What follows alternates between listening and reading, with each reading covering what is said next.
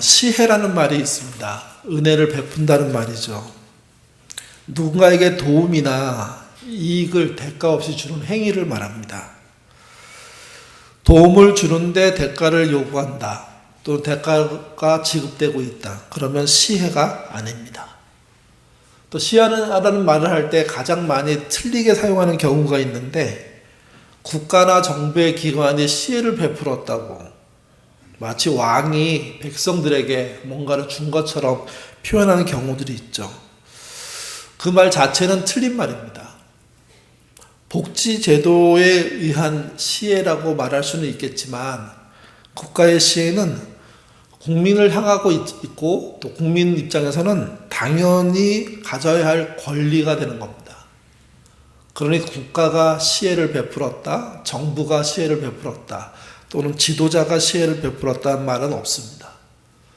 그들이 하는 모든 내용은 국민이 낸 세금을 가지고 국민 중에 연약한 부분에 사는 분들에게 도움이 되도록 일을 한 것이지 시혜가 아니라는 겁니다. 시혜를 성경의 언어로 바꾸면요, 하나님의 은총입니다.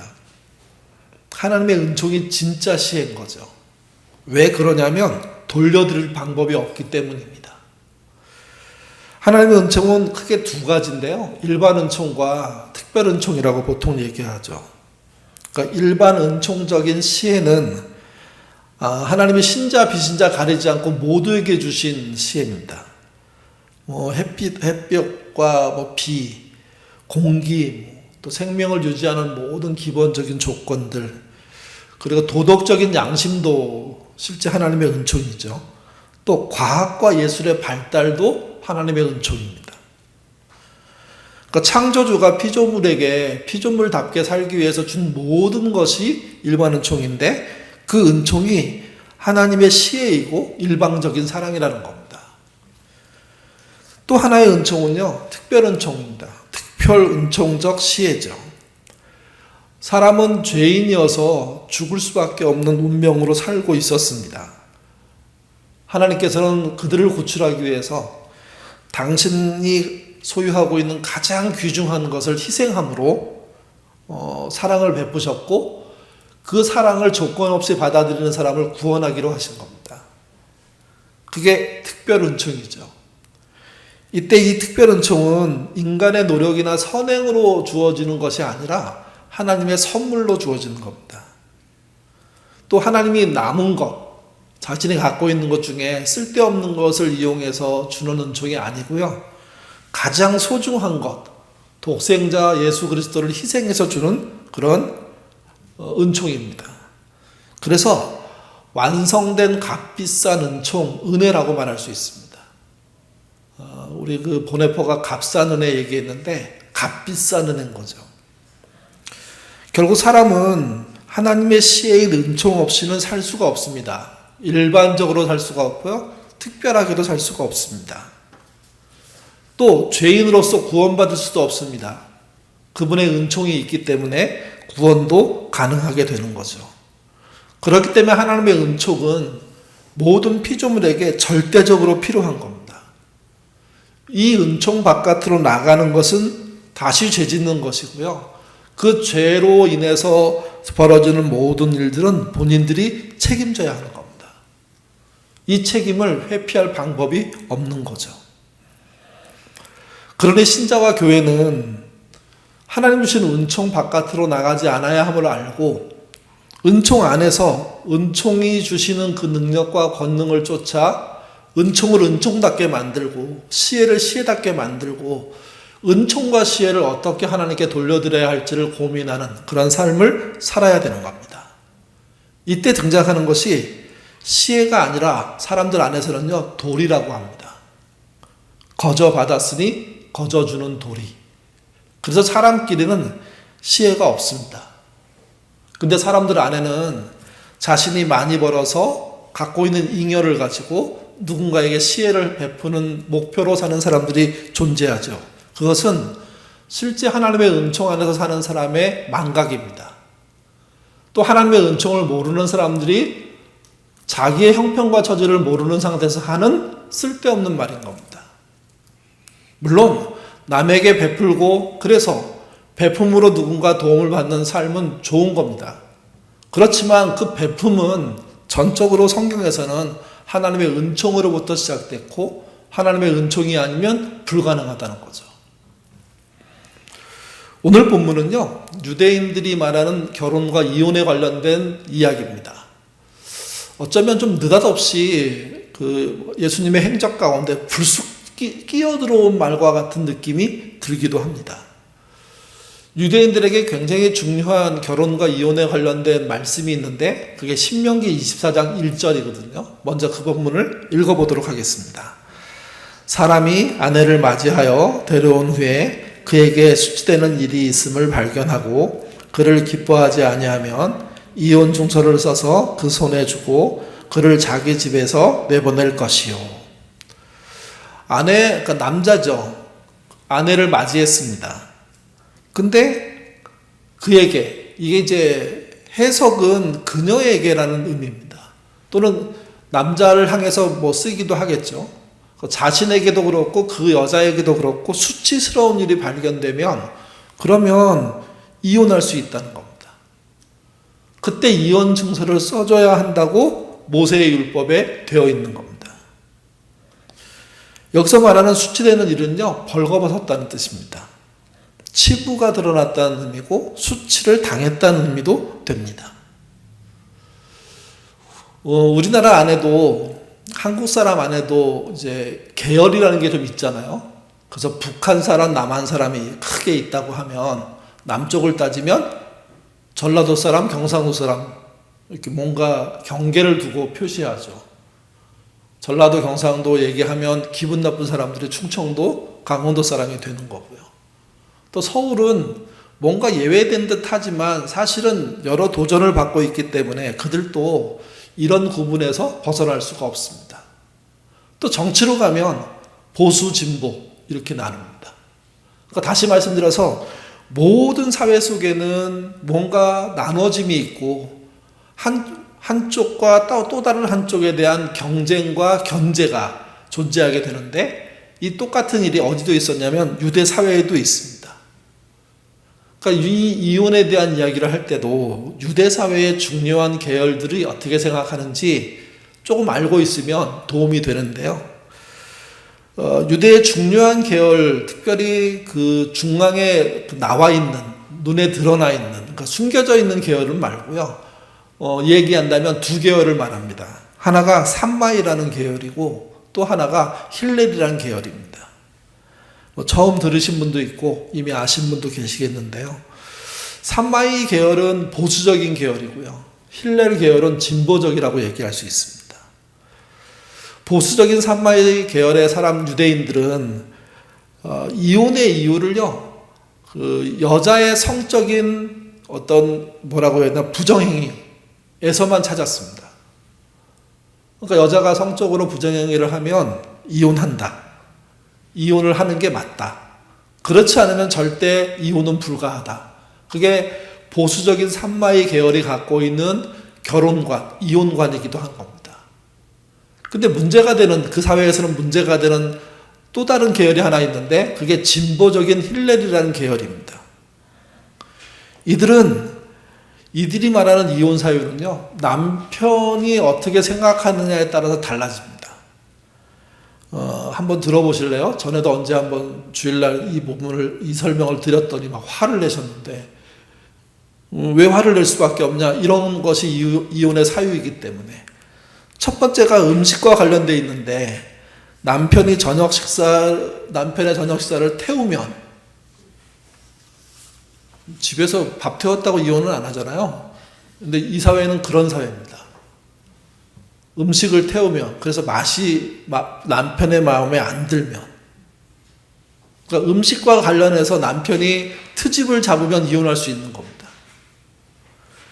예절에 관한 거요. 공공장소에서 목소리가 너무 크면, 그러니까 남편이 뭔가 실수하고 잘못했는데 아내가 목소리가 크게, 그것도 공공장소에서 다른 사람이 봤을 때 창피하다고 느끼는 순간이 있었으면 그거 그대로 끄집어내서 이혼할 수 있는 이유가 되는 겁니다. 또 남편의 부모에게 예의 없게 행동하면, 해야 될 그런 일들을 다 안 하면, 그러면 이혼할 수 있는 겁니다. 외모에 관련돼서 다들 이거 얘기할 때 막 화내셨어요. 그때 무슨 얘기냐면, 남편의 길을 가다가 자기 아내보다 더 매력적인 여성을 발견하면 말이 되나요? 근데 그 시대가 그랬습니다. 이스라엘은 그런 사람들의 후예예요. 지금 전쟁을 일으키는 이렇게 모양새를 보면, 야, 이 사람들 마음이 진짜 베베 꼬여 있구나 하는 걸 느낄 수밖에 없는데, 이런 사람들의 후예이기 때문에 그래요. 이런 일들을 최근까지도 했기 때문에 그래요. 이게 관습에 관해서도 그래요. 여자가 머리에 수건을 쓰지 않고 있으면, 낯선 남자와 대화를 하면, 아는 사람이 인사하는 건 넘어가는데, 지나간 사람이 누군가 길을 물어요. 외국인이 또는 뭐 다른 지역의 사람이. 근데 아내가 거기에 대해 답변을 해요. 그러면 이혼할 수 있어요. 이혼 당하는 거죠, 이게. 우리 옛날에 그 조선시대에 칠거지약이라고 얘기하잖아요. 그건 좀 다르긴 하지만 거의 유사하지 않습니까? 맥락을 따지면.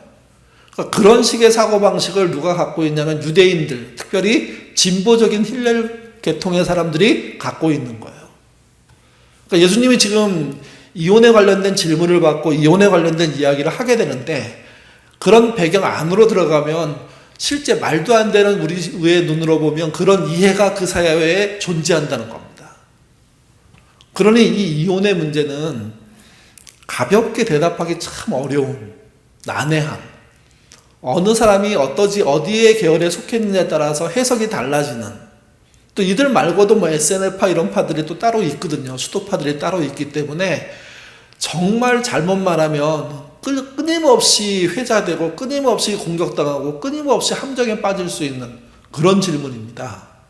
그래서 본문의 내용이 시험이라고 하는 이유가, 이 말은 누구도 편하게 하지 않는 말이기 때문에.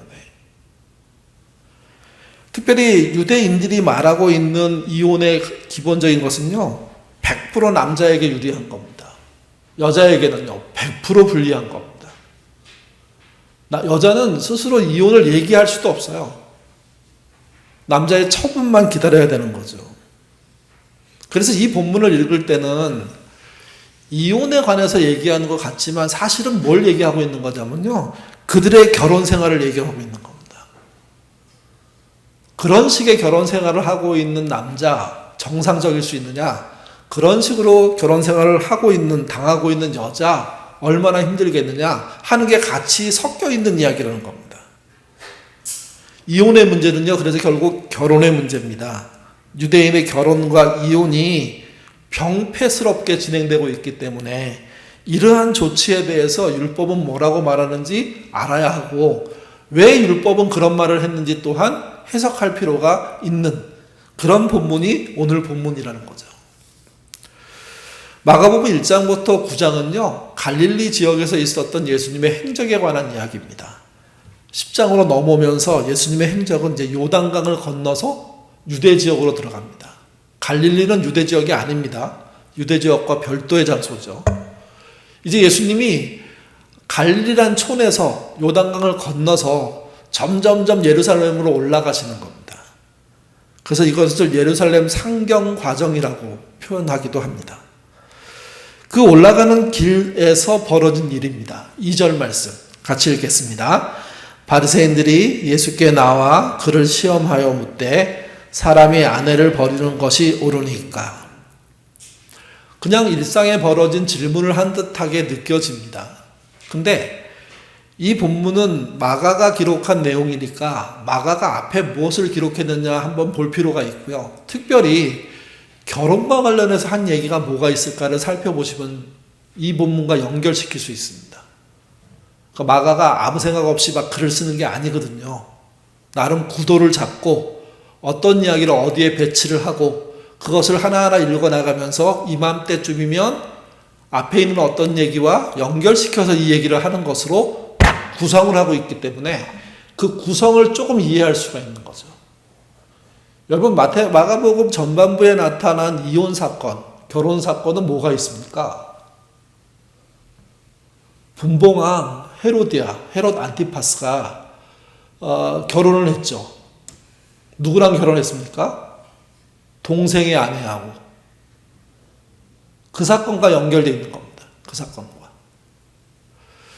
바리새인들이 질문을 던지는데 분봉왕 헤롯 안티파스가 불편해할 질문을 던지고 있는 겁니다. 그리고 그 질문에 예수님이 답변을 하시면 어떻게 걸든 왕을 능멸하는 것으로 걸 수가 있습니다. 바리새인들은 그런 구상으로 작전을 짜고 예수를 시험에 빠뜨는 거죠. 그래서 이전에 보면 바리새인들이 예수께 나와 그를 뭐 했다고 얘기합니까? 시험했다고 얘기합니다.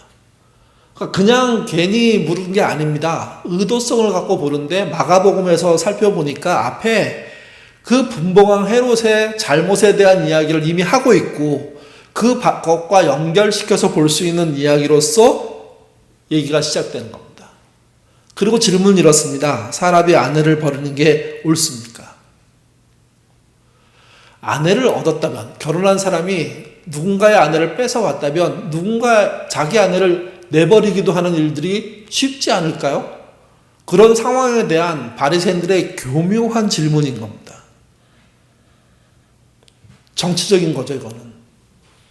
충분히 이 문제로 다른 큰 어떤 사고가 일어날 수 있는 그런 함정인 겁니다. 거기에 대해서 예수님이 답변하시는 겁니다. 같이 보시죠. 3절부터 좀 긴데요. 9절입니다. 읽겠습니다. 대답하여 이르시되 모세가 어떻게 너희에게 명하였느냐? 이르되 모세는 이혼 증서를 써주어 버리기를 허락하였나이다. 예수께서 그들에게 이르시되 너희 마음이 완악함으로 말미암아 이 명령을 기록하였거니와 창조 때로부터 사람을 남자와 여자로 지으셨으니 이러므로 사람이 그 부모를 떠나 그 둘이 한 몸이 될지니라. 이러한즉 이제 둘이 아니요 한 몸이니 그러므로 하나님이 짝지어 주신 것은 사람이 나누지 못할지니라 하시더라. 이혼을 하라고 말하는 겁니까? 결혼을 지키라고 말하는 겁니까? 예수님은 이혼하라는 얘기를 안 하십니다. 결혼을 지키라고 얘기하죠. 그러면서 이렇게 얘기합니다. 그 4절에 보시면 이르시되 모세는 이혼 증서를 써주고 버리기를 허락했다고 얘기하죠. 이건 누가 버린다는 뜻입니까? 남자들이. 아내를 버리는데 이혼 증서를 써주라고 한 것은 합당한 법적인 조치이기도 하지만 남편이 베푸는 은총이기도 한 거예요. 안 써주면 골치 아픈 문제가 생기거든요. 여자한테. 여자가 다시 결혼하는 문제가 안 풀리기 때문에. 그러니까 결혼 아니면 답이 없는 여성들의 사회생활 속에 남편이 마음 먹고 내 마음에 안 들었어 하고 이혼을 하면서 내버리는데 이혼 증서까지 안 쓰면서 버리는 겁니다.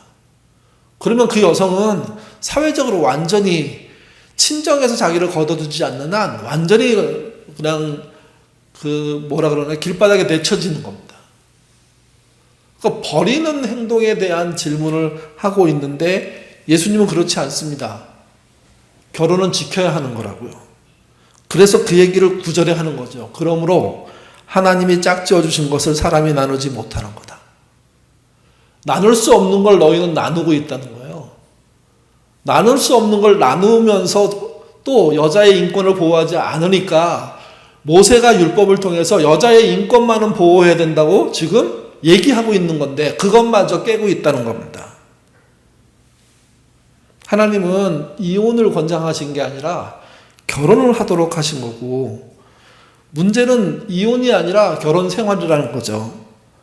그리고 결혼 생활의 가장 기본은요. 하나님이 짝지어진 것을 우리 마음대로 나눌 수 없다는 믿음입니다. 그걸 갖고 있어야 이혼으로 가지 않는 파괴되지 않는 그런 일들이 벌어지는 거예요. 이렇게 명확하게 주님은 결혼이란 의미의 중요성의 비중을 이혼, 여자를 버리는 문제로 하지 않고 버리고 난 다음에 인권을 보장하는 문제로, 안전을 보장하는 문제로 하지 않고 아예 이혼이 없는 쪽으로 가는 남자의 태도, 합당한 삶, 존경받는 의미에서의 남자, 부모 이런 역할들에 대해서 오히려 말씀하시는 거지 그냥 네 마음에 안 드니까 버려도 돼. 네가 부정해놓고 뒤집어 쓰여서 벌어야 돼. 이걸 말하는 게 아니라는 겁니다. 그러니 이 이야기는 1차적으로요. 헤롯 안티파스에게 적용되지가 않습니다. 아예 그런 문제로는 가지도 않고 본질에 대한 이야기, 원론에 대한 이야기를 하고 있는 거죠. 예수님이 말씀하시는 세 가지입니다. 창조 원리 안에서 가정의 해체는 하나님이 설계한 게 아니라는 겁니다. 인간이 만들어낸 거라는 거죠. 그것도 힘 있는 남자들이 오늘 본문에서는 만들어낸 겁니다. 두 번째는 결혼을 억지로 유지하기 위해서 비극적인 상황이 예견되는데 그 예견되는 상황이 벌어지면 안 되니까 허용한 겁니다. 이혼을. 왜? 살리기 위해서. 숨 쉬고 살아가도록 하려고. 그러니까 이것은 이혼은 권리가 아니고요. 인간사의 슬픈 영역입니다. 물론 이혼 중에는요, 탈출의 개념도 있습니다. 진짜 억압적인 상황에서 구사일생 살아나거나 아니면 지혜롭게 탈출하거나 그런 거 예수님이 실제 성경에서는 인정하거든요. 죽는 자리를 끝까지 죽으면서 지킬 이유는 없는 겁니다. 그러니 이혼도 가능한 상황들이 되는 거죠. 다만 이것을 이용해서 남자애가 힘이 세다고 얘기하는데 그게 아니고 슬픈 인간의 현실들을 말한다는 겁니다. 세 번째는 남성들에게 법적인 문제가 없으니 벌어도 된다 하는 오만을 버리라고 얘기하는 겁니다. 아내를 자신의 몸처럼 사랑하지 못하는 남자는 결혼할 자격도 안 된다는 얘기인 거죠. 이혼으로 결혼이 끝나지만 결혼한 책임은요 끝나지 않습니다. 그래서 결혼했다면 책임지라고 얘기하는 겁니다. 책임질 게 무엇인지는 부부마다 다르기 때문에 그 다른 내용들을 확인해서 끝까지 책임지는 방식의 삶을 원하시는 게 예수님이라는 겁니다. 혹시 이혼 후에 책임을 지속적으로 지고 있는 분들이 있다면 잘하시는 겁니다. 하나님이 원하시는 이혼하는 상황이야. 그렇게 이렇게 뭐라고 말하기는 어렵지만 이혼하고 난 다음에도 불구하고 자기의 책임을 끝까지 다하기 위해서 애쓰고 있다면 그것은 하나님이 잘했다고 말씀하실 영역에 속한다는 겁니다. 그래서 오늘 본문에서 금방 읽은 구절에서 중요한 건요, 나누지 못하는 겁니다. 결혼의 신의는 지켜야 하는 것이고 그 지키는 내용은 이혼 후에도 발생할 수 있음을 우리가 기억할 필요가 있습니다. 그리고 주님이 10절 넘어가면서 대단한 도전을 두 가지를 하십니다. 10절에서 12절 말씀 같이 읽겠습니다. 집에서 제자들이 다시 이를 물으니 이르시되 누구든지 그 아내를 버리고 다른 데 장가드는 자는 본처에게 간음을 행하며 또 아내가 남편을 버리고 다른 데 시집가면 간음을 행함이라. 예수님은 법적 절차가 간음이라는 본질을 씻어주지 않는다 이렇게 말씀하시는 겁니다. 내가 얼마나 멋있는 남자인 줄 알아? 내 마음에 안 드는 여자를 이혼시켜 내보낼 때 내가 이혼 증서 써줬어. 그 여자 살아야 되잖아. 이게 마치 남자가 뭔가 대단히 멋있는 일을 한 것처럼 호도하고 있는 세상인데 주님은 그렇게 호도하는 자들을 향해서 말씀하시는 겁니다. 네가 네 욕망을 위해서 법적인 절차를 지켜줬다고 하더라도 네가 간음이란 본질에서는 못 벗어난다. 그것은 내가 물을 거다, 책임을 끝까지. 여러분 생각해 보세요. 유대 사회에 굉장히 많은 남자들이 여자가 마음에 들지 않는다는 이유로 이혼을 밥 먹듯이 하면서 때때로는 여자를 힘들게 만들기 위해서 법적인 조치, 이혼 증서를 안 써줘서 아예 결혼도 못하게 만드는가 하면 또 자기는 괜찮은 사람이라고 스스로 얘기하는 자들은 이혼 증서 내가 써줬다. 써줄 필요가 없는데 내가 써준 거야. 왜? 불쌍하잖아. 이러면서 모든 책임을 그쪽으로 떠넘기고 그리고 자기는 빠져나가려고 하는데 주님은 그렇게 얘기하고 있는 게 아니라는 거죠. 이 말은요, 이 두 구절에 나와 있는 말은 샴마이 계열이나 힐렐 계열이나 모두에게 폭탄 선언입니다. 왜 폭탄인가 한번 보실래요? 11절에 보시면 그 아내를 버리고 다른 데 장가드는 것이 본처에게 간음을 행한 것이다. 유대인들은 그렇게 생각한 적이 없어요. 자기의 권리를 행사한 거거든요. 그리고 자기네가 이혼증서 써주면 자선을 베풀듯이 시혜를 베푼 거예요, 지금요. 은총을 베푼 거예요. 그러면 여자가 나한테 감사하고 조용히 떠나면 될 일이지. 근데 주님은 그거 너 간음한 거야? 라고 딱 낙인 찍으시는 겁니다. 공교롭게 그때 이 얘기를 누구한테 했냐? 제자들에게만 하셨습니다. 왜 그러셨을까요? 앞에선 질문이 없었기 때문이고 제자들은 질문했기 때문입니다. 근데 또 한 가지 이유는 많은 사람에서 이 얘기를 했다가는 그 자리에서 돌 맞았을 겁니다. 아직 때가 안 되셨기 때문에 아마 조금 물러서서 얘기하시는 게 아닐까? 그런 생각이 듭니다. 12절은 더합니다. 예수님은 남편도 아내에 대해서 정절의 의무가 있다고 명시하시는데 근데 그 다음에 하는 얘기가 아내가 남편을 버리고라는 말을 합니다. 유대 사회에서 남자가 여자한테 버림받는 일이 있을까요? 우리가 안 살아봤으니까 할 얘기는 아닌데 근데 앞에 얘기의 분위기로 음식 태웠다고 여자가 다른 남자 쳐다봤다고 얘기했다고 내 말 안 들었다고 소리 질렀다고 이혼을 하는 세상인데 근데 여자한테는 이혼할 어떤 방법이 없거든요. 하나도. 그냥 결혼하는 순간부터 남자의 종처럼 살아야 되는데 근데 예수님이 아내가 남편을 버리면 이렇게 얘기한 거예요. 두 가지 의도가 있는데 아내도 남편을 버릴 수 있다고 유대인들에게 말하고 있는 겁니다. 그래야 되는 거 아니냐? 너희가 진짜 사람이라면 너만 선택하고 아내는 선택하지 못하는 게 말이 되냐? 네가 이혼을 얘기한다면 아내도 이혼을 얘기해야지. 그러면 어떤 일이 벌어질까요? 아내가 이혼할 수 있게 된다면 얼마나 많은 남자가 이혼 당하겠어요? 유대인 남자의 입장에서는요. 말도 안 되는 얘기를 예수님이 꺼낸 거예요. 두 번째는 마가복음은 유대인들에게만 쓴 책이 아니라 이방인을 향해서 쓴 책이거든요. 당시 로마에서는 아내가 남편을 버리는 일이 있었습니다. 이혼이 아내로부터 시작되는 남편을 처벌하는 그런 식의 전개가 가능했거든요. 그러니까 그런 사람들에게도 하는 말인 겁니다. 아내가 힘이 있고 돈이 있고 유명 가문의 출신이고 남편이 별 볼 일 없는 사람일 때 아내가 주도해서 남편을 이혼시키는 이런 일들을 하게 될 것인데 그건 역시도 간음이다 이렇게 말을 하는 겁니다.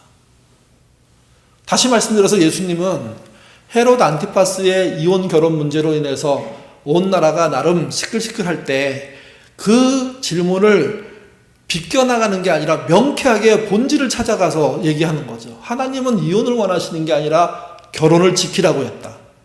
그리고 남자든 여자든 자기의 욕망으로 남편을 이혼시키면 그러면 둘 다 간음한 것이다. 간음에 대한 대가는 하나님이 치르게 하실 것이다.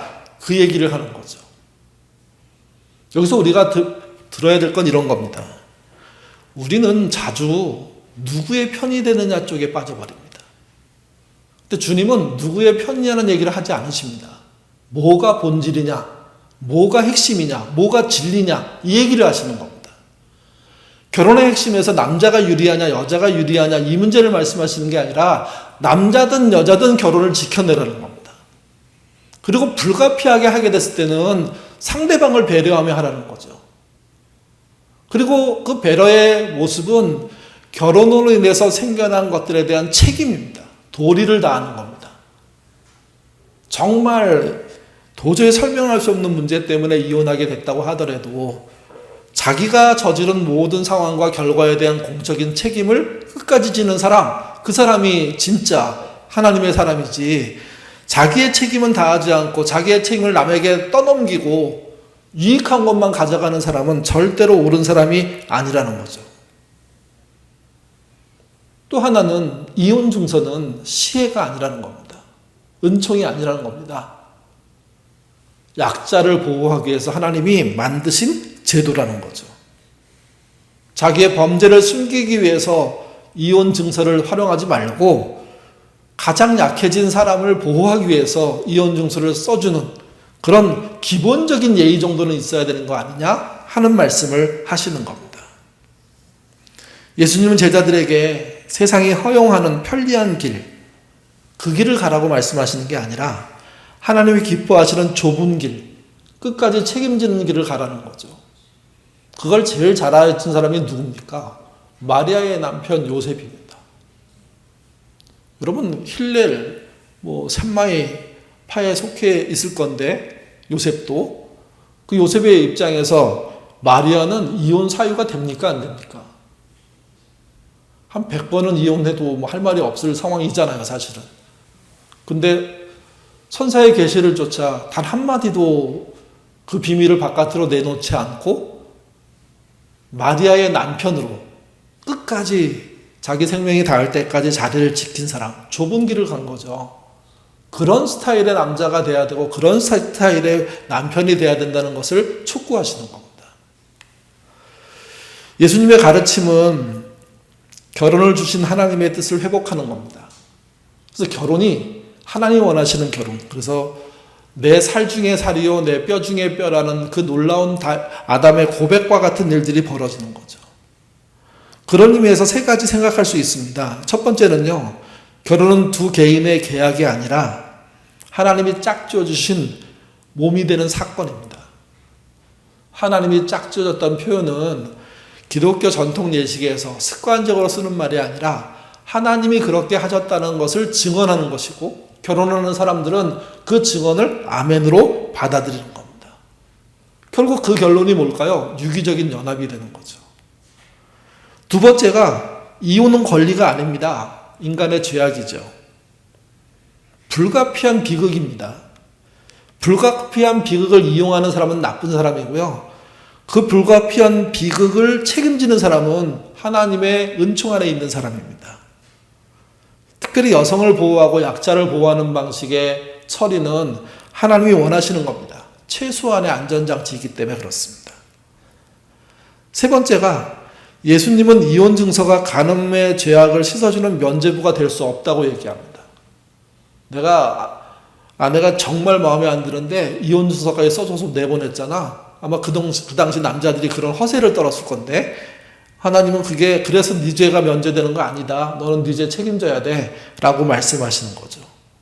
어떻게 책임집니까? 신의로 책임집니다. 도리를 다함으로 책임집니다. 그러니 이혼하지 않았어야 되는 것이고, 엉뚱한 말도 안 되는 문제를 이유로 삼지 않았어야 되는 겁니다. 본인의 감정이 신실하게 아내를 향해서 최선을 다하는 존재로 살아야 하는 것, 그게 하나님이 원하신다는 겁니다.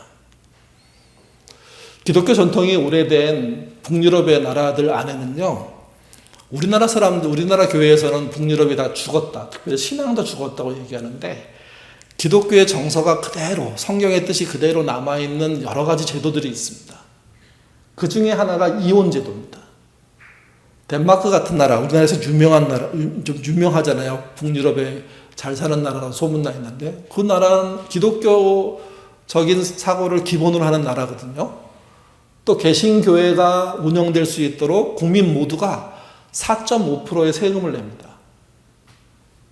우리는 기독교인이어도 교회를 위해서 세금 안 내잖아요. 개교회별로 헌금하죠.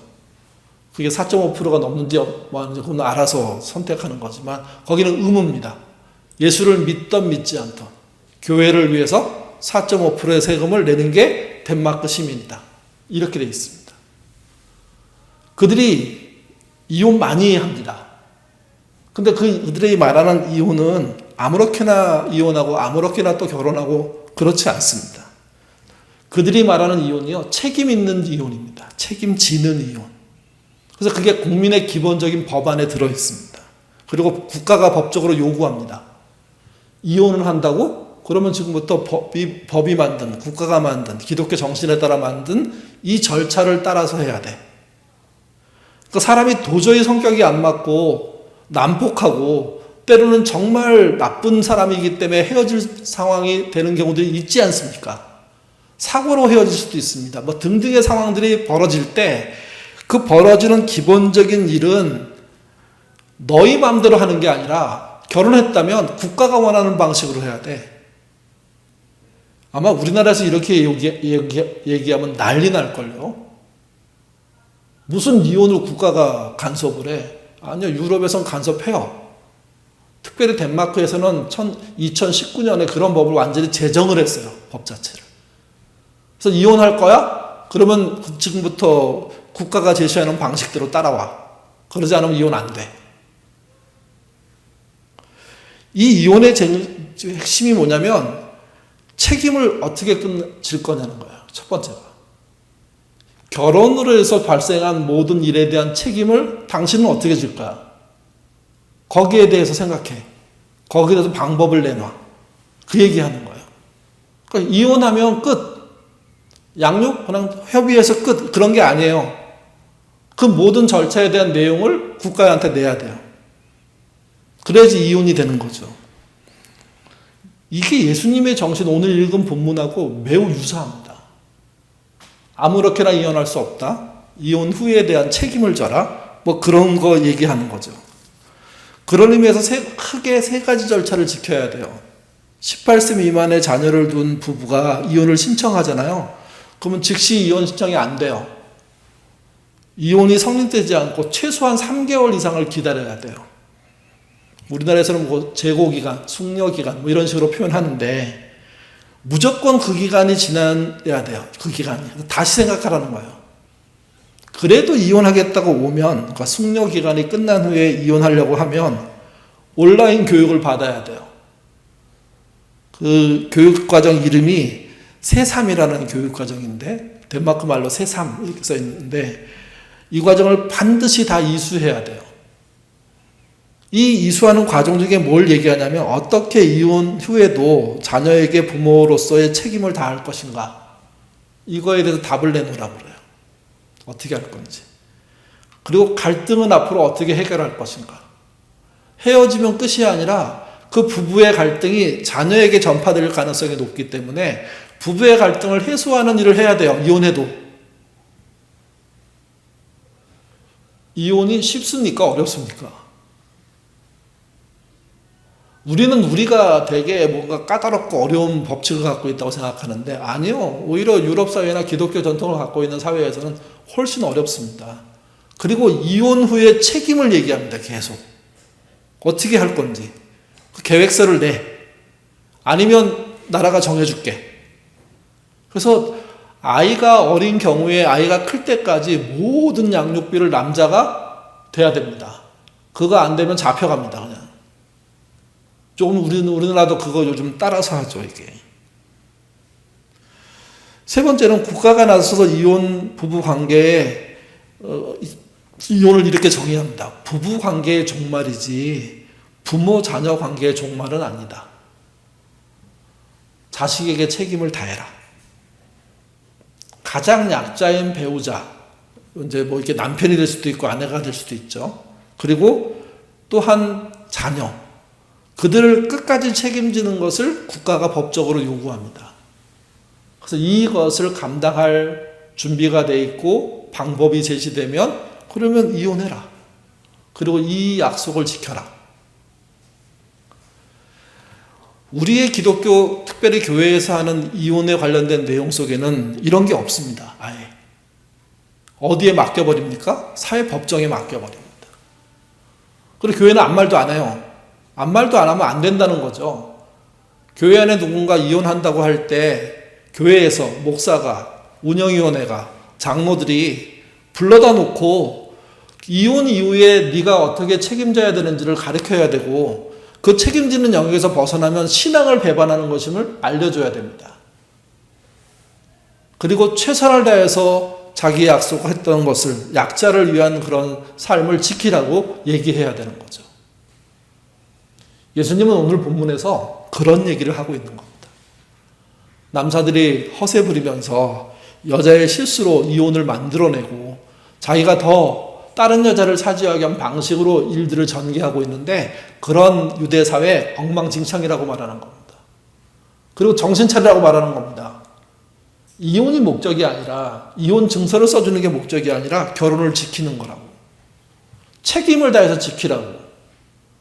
너희는 하나님의 은총을 받아서 선택받은 백성이니까, 하나님의 시혜를 받았으니까, 그렇다면 너의 삶 자체를 가지고 남을 괴롭히거나 남의 것을 빼앗는 엉뚱한 이야기 하지 않아야 된다고. 또 이혼 증서 써주고 난 다음에 무슨 시혜를 베푼 것처럼, 은총을 베푼 것처럼 허세 떨지 말라고. 진정으로 욕심에 의해서 이혼했다면 하나님은 그것을 간음으로 보실 것이고 그 간음에 대한 책임을 끝까지 물을 거라고. 유대인들은요, 정치적으로 이 상황을 이용해 먹으려고 질문했다가 오히려 본인들의 뒤통수를 맞고 있는 겁니다. 너희 하나님은 너희의 간음을 심판하실 거야. 이 얘기를 전에 들은 유대인들이 얼마나 놀랐을까요? 얼마나 화가 났을까요? 주님은 한 사람 한 사람을 불쌍히 여기시고 그에 대한 측은한 마음을 갖고 계시지만 그러나 악의적으로 행동하는 사람에 대해서는 분명하게 처벌을 말씀하시는 분입니다. 또 집단적으로 여성을 능멸하는 남자 중심의 사회에 대해서는 간음의 죄를 묻겠다는 엄중한 경고를 날리고 계신 겁니다. 이 말을 들은 유대인들은요, 놀랐습니다. 돌발 상황이 발생한 겁니다. 야, 저 놈의 예수랑 얘기했다가는 단 한마디도 이겨낼 수가 없구나.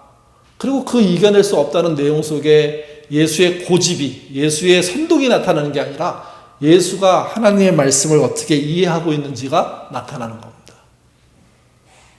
이게 너무 미우니까 예수를 십자가에 죽이는 겁니다. 왜? 내가 이혼한 게 간음이라고 말하는 랍비는 단 한 명도 없었거든요. 당연한 권리를 행사했구나. 잘했다고는 안 하더라도 어우 남자답다고 얘기해 줬는데 예수님은 네가 죄인이다. 네 죄를 묻겠다고 말씀하신 거죠. 우리도 똑같습니다. 우리의 신앙은 누구 편이냐의 문제가 아닙니다. 우리가 얼마나 이기냐의 문제가 아닙니다.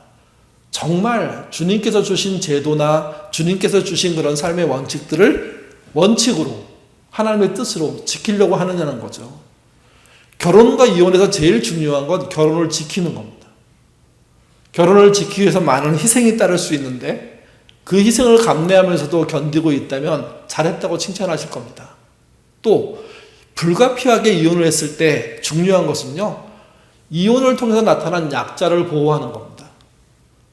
강해 보이는 자, 강한 자가 약자를 희롱하고 약자를 능멸하는 것은 하나님의 물을 죄가 되는 겁니다. 반대로 내게 이혼의 상황에서 과중한 집이 맡겨졌을 때 그 맡겨주는 것을 원망하지 않고 지켜내는 것은 또한 결혼을 지키는 겁니다. 주님은 그렇게 지키려고 애써 자기를 희생한 분들에게 잘했다고 말씀하실 것이고 그 지켜낸 결과를 통해서 만들어진 결과가 하나님이 보기 좋았다고 말씀해 주실 겁니다. 물론 이혼으로 생긴 상처가 완벽하게 사라진다는 말은 아닐 겁니다. 더 노력해야 되겠죠.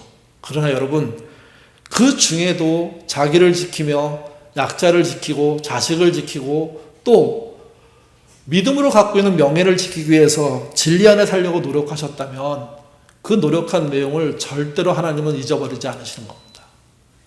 그 수고에 위로가 있을 것입니다. 그 수고에 열매가 있을 것입니다. 그 열매가 여러분에게 또는 그런 상처를 갖고 있는 분들에게 큰 위로가 되시기를 주님의 이름으로 부탁드립니다. 기도하겠습니다. 자비가 풍성하신 하나님, 자격 없는 저희들에게 은총을 내려주시니 얼마나 감사한지요. 일반적인 은총도 감사한데 구원에 대한 은총까지 허락해 주셔서 우리가 하나님이 베푸신 은혜 안에 살고 있구나 하는 놀라움을 느끼게 됩니다. 주님의 은총은 거저 주신 겁니다. 그러니 거저 받은 것을 또한 다른 사람에게 거저 주는 것, 시혜가 아니라 마땅한 도리임을 저희가 알게 됩니다.